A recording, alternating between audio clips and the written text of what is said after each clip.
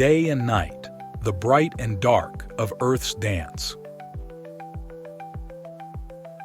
Have you ever wondered why it gets dark at night and bright during the day? It's because of something amazing called day and night. Our planet, Earth, is always spinning around like a top. When the part of Earth where you live faces the sun, it's daytime.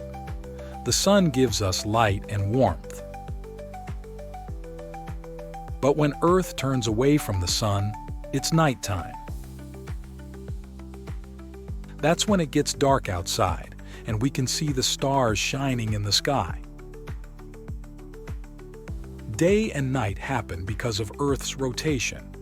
It takes about 24 hours for Earth to make one full spin. That's why we have a day and a night every day.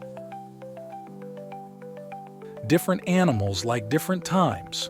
Some animals, like owls, love the night because they can see in the dark. Others, like birds, enjoy the day and flying in the sunlight. Even though day and night might seem ordinary, they're actually pretty extraordinary. They help us understand how our planet moves and why we have different times of day. So, next time you see the sun rise or the stars twinkle, remember the wonderful dance of day and night happening all around us.